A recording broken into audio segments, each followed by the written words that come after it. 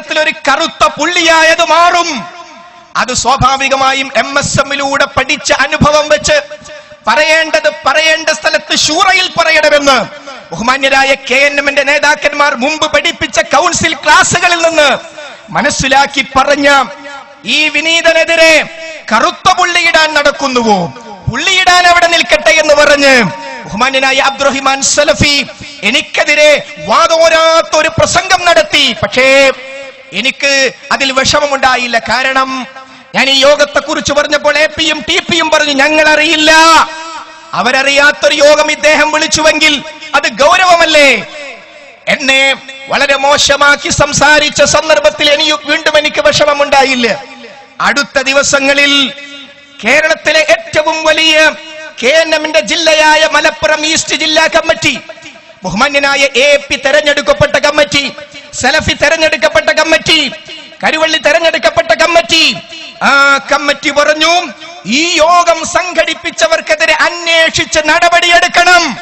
അപ്പോൾ ഈ വിനീതന്റെ ശബ്ദം ഒരു ജില്ലാ കമ്മിറ്റിയുടെ ശബ്ദമാണ്. തീർന്നില്ല. തൊട്ടടുത്ത ദിവസം അതാ മറ്റൊരു കത്ത് വരുന്നു. ഇന്ന് കേരളത്തിൽ ബഹുമാന്യനായ AP അബ്ദുൽ ഖാദർ മൗലവിയോടൊപ്പം ചേർത്ത് പറയാവുന്ന മുജാഹിദ് പ്രസ്ഥാനത്തിന്റെ തലമുതിർന്ന നേതാവ്, മുൻ PSC ചെയർമാൻ കരുവള്ളി മുഹമ്മദ് മൗലവി കത്തെഴുതുന്നു, ഈ CD ടവറിൽ ഗ്രൂപ്പ് യോഗം സംഘടിപ്പിച്ച ആളുകളെ ഞങ്ങളുടെ ജില്ലയിലെ ആദർശ വിശദീകരണത്തിന് പറഞ്ഞയക്കരുത്. കരുവള്ളിക്ക് അതിനൊരു സമ്മാനം കിട്ടി. 40 വയസ്സു മാത്രം പൂർത്തിയായ എന്റെ സുഹൃത്ത് ഡോക്ടർ സുൽഫീഖർ അലി KNMന്റെ സംസ്ഥാന സെക്രട്ടറി ആയപ്പോ, MT അബ്ദുസ്സമദ് എന്ന പുതുമുഖക്കാരൻ KNMന്റെ സംസ്ഥാന സെക്രട്ടറി ആയപ്പോ കരുവള്ളി എക്സിക്യൂട്ടീവിൽ നിന്നും ഔട്ട്. ഞാൻ സംഘടിപ്പിച്ച യോഗത്തെ ചോദ്യം ചെയ്യുന്നവൻ, അത് എത്ര വലിയവനായാലും ഔട്ട്. അറിയുമോ ഇന്ന് കേരളത്തിന് കരുവള്ളി മുഹമ്മദ് മൗലവി APയോടൊപ്പം ചേർത്തു പറയാവുന്ന ആ വന്യവയോധികനായ പണ്ഡിതനെ മാറ്റി നിർത്തിയത് ജിന്നിന്റെ പേരിലാ, സിഹിറിന്റെ പേരിലാണോ? അല്ലല്ലോ സഹോദരങ്ങളെ. പൊളിറ്റിക്സ്, കൃത്യമായ പൊളിറ്റിക്സ്. അബ്ദുൽ ഹക്ക് സുല്ലമി അദ്ദേഹം രോഗം കൊണ്ട് പ്രയാസം കൊണ്ട് ഞാൻ ഇല്ലെന്ന് പറഞ്ഞപ്പോ ജില്ലാ കൗൺസിലിൽ മരണപ്പെട്ടു പോയ ഒരു സഹോദരൻ, അദ്ദേഹത്തിന് അല്ലാഹു സുബ്ഹാനഹു വ തആല മഗ്ഫിറത്തും മർഹമത്തും നൽകുമാറാകട്ടെ. അബ്ദുൽ ഹക്ക് സുല്ലമി KNMൽ വേണം, അദ്ദേഹം തെരഞ്ഞെടുക്കണമെന്ന് പറഞ്ഞപ്പോൾ പറഞ്ഞു, നേതൃത്വം നൽകിയ വ്യക്തി പറഞ്ഞു അതൊക്കെ പിന്നെയാകാമെന്ന് പറഞ്ഞ് ടെസ്റ്റ് ചെയ്തു മാറ്റി, അദ്ദേഹത്തെ തെരഞ്ഞെടുത്തില്ല. അപ്പൊ സഹോദരങ്ങളെ, ഈ രൂപത്തിൽ വളരെ കൃത്യമായ പൊളിറ്റിക്സ് ഇതിന്റെ ഉള്ളിൽ നടന്നു. മാത്രമല്ല ഇതിനെതിരെ പരാതി, ഈ യോഗത്തിനെതിരെ കൊടുത്ത പരാതിയിൽ എന്ത് നടപടിയെടുത്തു? ആരോട് ചോദിച്ചു? വിശദീകരണം കൊടുത്തോ? ലെറ്റർ പേഡ് അയച്ചിട്ടുണ്ടോ? ചോദിച്ചിട്ടുണ്ടോ വിശദീകരണം ചോദിച്ചാൽ ചോദിക്കുന്നവർ പുറത്താകും. കഴിഞ്ഞു.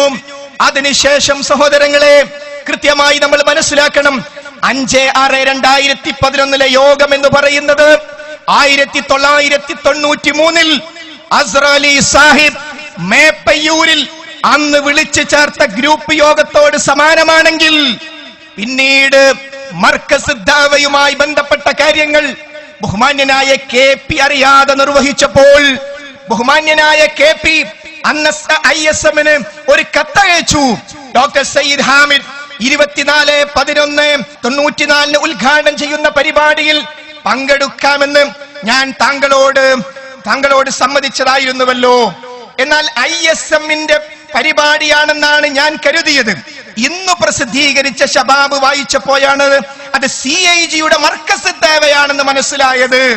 എന്നിട്ട് പറയുന്നു, സൂത്രങ്ങൾക്കും വഞ്ചനകൾക്കും ഒരറുതി വേണമല്ലോ.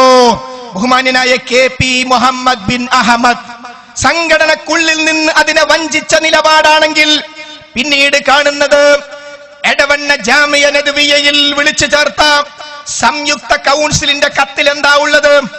ഈ കത്ത് കാണിച്ചാലേ ഉള്ളിലേക്ക് പ്രവേശിക്കാൻ പറ്റൂ. അത്രമാത്രം സ്വകാര്യതകളോടുകൂടി സംഘടിപ്പിച്ച ആ എടവണ്ണ ജാമിയയിലെ കൗൺസിൽ ഒരു പ്രൈവറ്റ് ക്യാമറക്കാരനെ കൊണ്ട് പകർത്തി.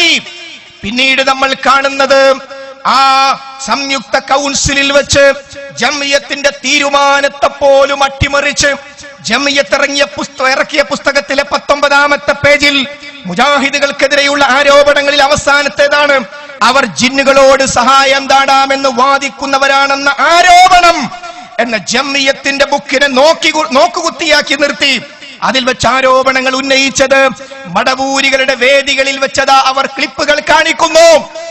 ഇതുമായി ബന്ധപ്പെട്ട് കൃത്യമായി അറിയുന്ന അബ്ദുറഹ്മാൻ സലഫിയുടെ ജ്യേഷ്ഠൻ എം അബ്ദുള്ള സുല്ലമി പരാതി കൊടുത്തു. സ്വന്തം അനിയനെതിരെ അദ്ദേഹം ഒരു കൗൺസിലർ കൂടിയാണ്. അന്വേഷിച്ചോ, ലെറ്റർ പേഡിൽ കത്തയച്ചോ, വിളിച്ചു വരുത്തിയോ, കാര്യങ്ങൾ ചോദിച്ചോ? ചോദിച്ചാൽ ചോദിക്കുന്നവർ പുറത്താകും. അതാണ് അവസ്ഥ. അതും കഴിഞ്ഞു സഹോദരങ്ങളെ. ആ പരാതിയും അവിടെ നിൽക്കെ തന്നെ KJU വിശദീകരണങ്ങളുടെ പരമ്പര വരികയാണ്. എല്ലാ സ്ഥലത്തും വിശദീകരണം. 15-ാം തീയതി ഇലക്ഷൻ തുടങ്ങുന്നിടത്ത് 14-ാം തീയതി വിശദീകരണം. ആ വിശദീകരണങ്ങളിൽ 28/10/2011 മുജാഹിദ് പ്രസ്ഥാനത്തെ നശിപ്പിക്കാൻ ഇറങ്ങിത്തിരിച്ചൊരു ഗൂഢസംഘം നീല പുസ്തകത്തിന് പകരമായി മഞ്ഞ പുസ്തകവുമായി ഇതിന്റെ ഉള്ളിലുണ്ട് എന്ന് പറഞ്ഞെങ്കിലും നീല പുസ്തകം ഉയർത്തിപ്പിടിച്ചാരും സംസാരിച്ചില്ല. അത് അവഗണിക്കപ്പെട്ടു. ആ നീല പുസ്തകം ഹദീസ് നിഷേധങ്ങൾ കൊണ്ട്, ഖുർആൻ നിഷേധങ്ങൾ കൊണ്ട് നിറഞ്ഞിരിക്കുന്നു എന്ന് പറഞ്ഞെങ്കിലും അതിനെക്കുറിച്ചുള്ള വിശദീകരണം കേട്ടില്ല. ജിന്നിനോട് സഹായം തേടുന്നവരുണ്ട്, ജിന്നിനോട് പ്രാർത്ഥിക്കുന്നവരുണ്ട്. ഈ രൂപത്തിലാണ് പ്രസംഗങ്ങൾ പോയത്. അങ്ങനെ പിന്നീട് മുന്നോട്ട് വരുമ്പോൾ നമുക്ക് കാണാൻ കഴിയുന്നത് സമ്മേളനത്തിന്റെ പ്രഖ്യാപനമാണ്. കഴിഞ്ഞുപോയ സമ്മേളനങ്ങൾ മുഴുവനും പ്രഖ്യാപിക്കുന്നത് നമ്മുടെ ഘടകങ്ങൾ ഒന്നിച്ചിരുന്ന് തീരുമാനിച്ചിട്ടാണ്.